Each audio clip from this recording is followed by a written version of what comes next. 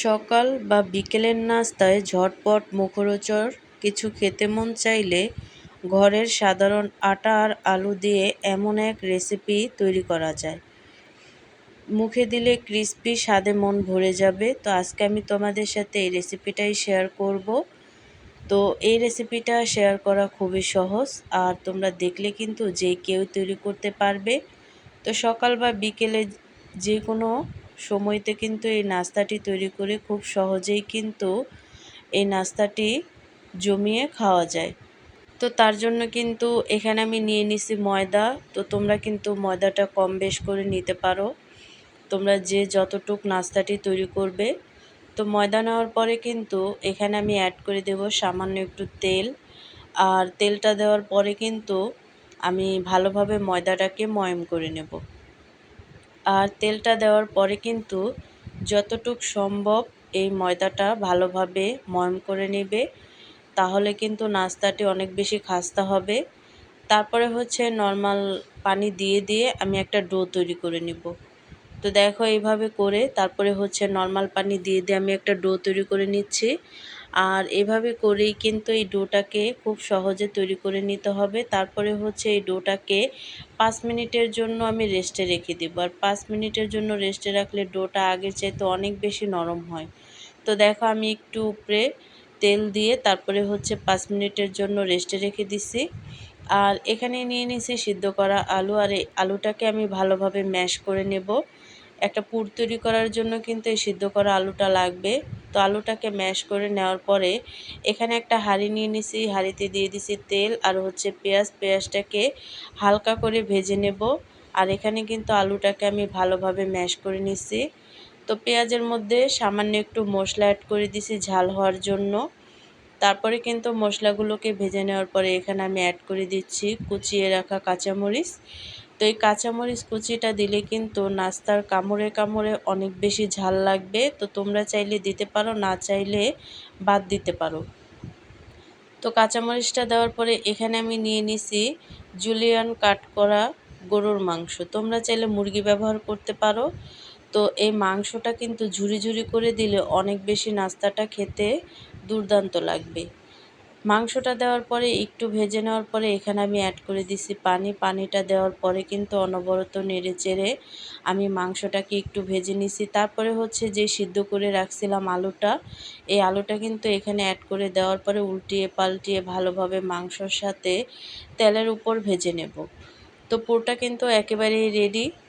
তো পুরটা রেডি হয়ে যাওয়ার পরে আমি কিন্তু 5 মিনিটের জন্য ডোটাকে রেস্টে রাখছিলাম। দেখো ডোটা অনেক বেশি নরম হয়ে গেছে। তো এই পর্যায়ে এসে এখন আমি ডোটাকে আরেকটু ময়ম করে নেব। আর ময়ম করে নেওয়ার পরে কিন্তু আমি অনেকগুলো লেচি কেটে নেব। তো দেখো আমি কিন্তু ডো থেকে অনেকগুলো লেচি কেটে নিচ্ছি। তো লেচিটা কেটে নেওয়ার পরে কিন্তু আমি একটা করে লেচি নেব আর নাস্তাগুলো তৈরি করব। তো দেখো আমি কিন্তু নাস্তাগুলো তৈরি করার জন্য একটা লেচি নিয়ে নিছি। আর এই লেচিটাকে একটা রুটির মতো বেলে নেব। তো দেখো বড় একটা রুটির মতো করে পাতলা করে আমি বেলে নিছি। তো বেলে নেওয়ার পরে রুটির যেই বাড়তি সাইডগুলো আছে সেইগুলো কেটে তারপরে হচ্ছে আমি একটা সাইজ করে নেব। আর কি শীট যেমন থাকে তেমন 2 পাটে একটা শীট তৈরি করে নিতে হবে। তারপর হচ্ছে মাঝখান দিয়ে কেটে আমি 2টা শীট বের করে নিছি, দেখতেই পাচ্ছ। তো একটা রুটি থেকে কিন্তু 2টা শীট খুব সহজে বের করানো যায়। তো তারপরে হচ্ছে একটা শীট আমি নিয়ে নিছি নাস্তাগুলো তৈরি করার জন্য। আলুর পুরটা কিন্তু আগে থেকেই আমি এভাবে করে রেডি করে রাখছিলাম। আর এভাবে রেডি করে রাখলে খুব সহজ হয়। তারপরে হচ্ছে একটা পুর দিয়ে আমি এই শীটটাকে রোলের মতো করে ভালোভাবে পেঁচিয়ে নেব। তারপরে হচ্ছে উপর দিয়ে একটু সাদা পানি অ্যাড করে তারপরে একটা ডিজাইন দিয়ে নেব। তো একটা ছুরির সাহায্যে কিন্তু এভাবে করে একটু বাঁকা বাঁকা টাইপের কেটে নিলেই কিন্তু একটা খুব সুন্দর ডিজাইন হয়ে যাবে। তো দেখো খুব সহজে কিন্তু এই ডিজাইনটা করে নেওয়া যায়। তো বাঁকা বাঁকা করে কেটে তারপরে হচ্ছে আমি এই ডিজাইনটাকে দিয়ে নিছি, দেখতেই পাচ্ছ। তারপরে হচ্ছে যে কিনারগুলো থাকবে মানে বাড়তি অংশ সেগুলোকে এইভাবে কাঁটা চামচ দিয়ে আমি আরেকটা ডিজাইন করে দেব চেপে চেপে, তাহলে দেখা গেছে এই পুরগুলো কিন্তু বের হবে না। তো দেখো একটা ডিজাইন হয়ে গেছে, আর খুব সুন্দরভাবে কিন্তু আমি একটা রোল তৈরি করে নিচ্ছি। এভাবে করে সবগুলো রোলই কিন্তু তৈরি করে নিচ্ছি। এখন আমি ভেজে নেব। আগে থেকে তেল বসিয়েছি, তেলটা অলরেডি গরম হয়ে গেছে। এক এক করে কিছু রোল আমি ছেড়ে দেব। তো হাই গাইস, আসসালামু আলাইকুম, welcome back to my channel. কেমন আছো তোমরা সবাই? আশা করছি ভালো আছো আল্লাহর রহমতে। আমি অনেক ভালো আছি। তো গাইস, ভিডিওটি ফার্স্ট থেকে লাস্ট পর্যন্ত দেখতে থাকো, আশা করছি ভালো লাগবে। আর ভালো লাগলে প্লিজ একটি লাইক আর একটি সাবস্ক্রাইব করে পাশে থাকবে। তো এই নাস্তাটি বানানোর পর অনেকের উপরের চামড়া নরম হয়ে যায়, মুচমুচে থাকে না। নাস্তাটি দীর্ঘক্ষণ ক্রিস্পি রাখার উপায় হলো রোলগুলো যখন ডুবো তেলে ভাজবে তখন চুলার আঁচ একদম কড়া রাখবে না, মাঝারি আঁচে একটু সময় নিয়ে উল্টিয়ে পাল্টিয়ে গোল্ডেন ব্রাউন বা সোনালি করে ভাজতে হবে। আর রোলের মুখটা আটকানোর সময় সামান্য পানির আঠালো ব্যবহার করবে, যেন তেলের মাঝে পুর বের হয়ে না যায়। তো দেখো আমি কিন্তু উল্টিয়ে পাল্টিয়ে সোনালি কালারের করে তারপরে ভেজে নিচ্ছি। আর এই পর্যায়ে এসে আমি কিন্তু এই এক এক করে এই নাস্তাগুলোকে তেল ছেঁকে তারপরে তুলে নেব। আর নাস্তার যে ডিজাইনটা আমি দিছি সেই ডিজাইনটা কিন্তু অনেক সুন্দর ফুটে উঠছে, দেখতেই পাচ্ছ। তো এক ধাপ ভেজে নেওয়ার পরে আরেক ধাপ বাকিগুলো যেগুলো ছিল সেগুলো কিন্তু এক এক করে আমি দিয়ে দেব ভাজার জন্য।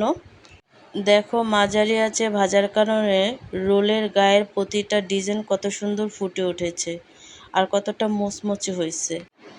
তৈরি হয়ে গেল আমাদের আটা আর আলুর রাজকীয় কুড়মুড়ে নাস্তা। সসেসের সাথে গরম গরম এই রোল কামড় দিলেই মুখে ক্রাঞ্চি তৈরি হবে। আজকের এই ইউনিক রেসিপিটি তোমাদের কেমন লাগলো কমেন্ট করে জানাতে কিন্তু একদম ভুলবে না। আজকাল বিকেলের নাস্তায় আমরা কত সহজেই চড়া দামে দিয়ে বাইরের অস্বাস্থ্যকর ফাস্টফুড বা সিঙ্গারা সমোসা কিনে বাচ্চাদের হাতে তুলে দিই, তাই না? কিন্তু সামান্য আটা আর আলু দিয়ে ঘরের পরিষ্কার পরিচ্ছন্ন পরিবেশে যখন নিজের মনের সবটুকু ভালোবাসা মিশিয়ে এমন আকর্ষণীয় ডিজাইনের নাস্তা তুমি বানিয়ে দেবে, তখন বাচ্চার পেট ভরবে, স্বাস্থ্য ভালো থাকবে। মায়ের হাতের তৈরি এই সামান্য খাবারের মাঝে লুকিয়ে থাকে আসল শান্তি আর পরিবারের প্রতি পরম যত্ন। ভিডিওটি ভালো লাগলে একটি লাইক দেবে। আমার চ্যানেলে নতুন হয়ে থাকলে চ্যানেলটিকে সাবস্ক্রাইব করে সবসময় আমার পাশেই থাকবে। তো আজকের রেসিপিটি কেমন লাগছে অবশ্যই কিন্তু কমেন্টে জানাবে। তো অন্য কোনো রেসিপি নিয়ে তোমাদের মাঝে আবার চলে আসব। আজকে এই পর্যন্তই। সবাই সুস্থ থাকবে, ভালো থাকবে। আল্লাহ হাফেজ।